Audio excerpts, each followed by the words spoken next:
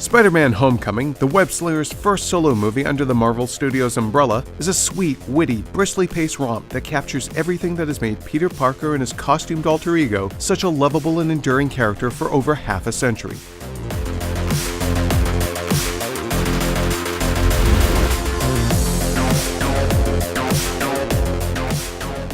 Spider-Man has always grappled with the core dilemma of with great power comes great responsibility. But as the events of Homecoming show, Peter Parker's responsibilities aren't just related to being Spider-Man. He has a responsibility to be a good student, to let his Aunt May know where he is, and to find the balance between his personal and superhero lives. In Homecoming, Peter wants nothing more than to win Tony Stark's approval and become a full-fledged Avenger. But Peter is still just a kid, and he will have to realize that he can't let Spider-Man define who he is. Peter, you still with us? Yeah.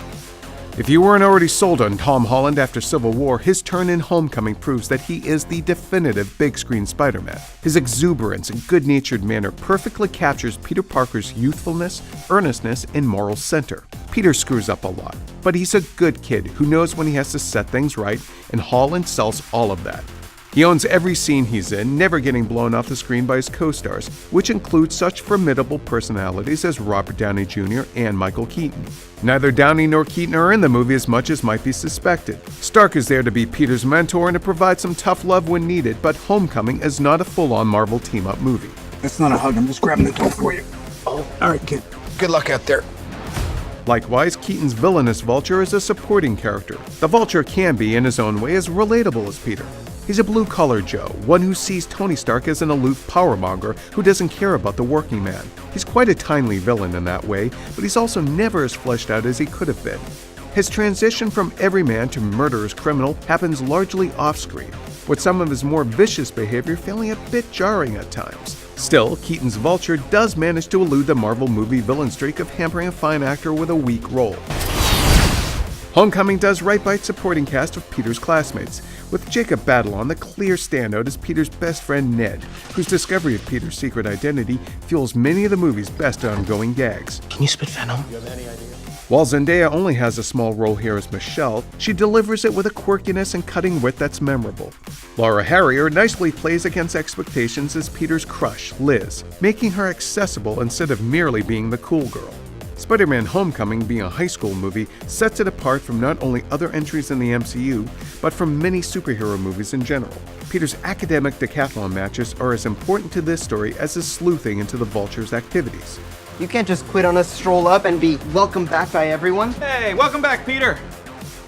Like Ant-Man, there's no grand plotline here about having to save the world, nor is there any attempt at expanding the MCU. This is a street-level story that showcases why the character is known as the friendly neighborhood Spider-Man. The movie has a lot of fun with this being a novice Spidey, who is still mastering his powers and who is awed at all the tricks his costume can do. There's also a lot of humor generated by the fact that much of the story is largely confined to Queens, where there aren't a lot of very tall buildings for Spidey to web-sling between, so he has to use what's readily available to get around. Spider-Man: Homecoming is ultimately stronger as a character-driven coming-of-age comedy than it is as an action film. While its action set pieces are fine, none of them can match, let alone top, Spidey's MCU debut in Civil War's airport battle. That lack of truly memorable new action sequences may disappoint some superhero movie fans who crave adrenaline and eye candy. But ultimately, Spider-Man: Homecoming wisely knows its greatest responsibility is to its characters and not necessarily the great powers they possess. I'm sick of Mr. Stark treating me like a kid. But you are a kid. Yeah, a kid who can stop a bus with his bare hands. As with the very best of the web-slingers Marvel stories, Spider-Man: Homecoming is a winning combination of a fun superhero adventure tale with a heartwarming story about a regular kid dealing with some very relatable issues. Tom Holland's Spidey can't swing back on the screens again fast enough. For more on the latest movies, be sure to check out our reviews for Despicable Me 3 and War for the Planet of the Apes. And don't forget to like and subscribe to IGN on all your favorite platforms.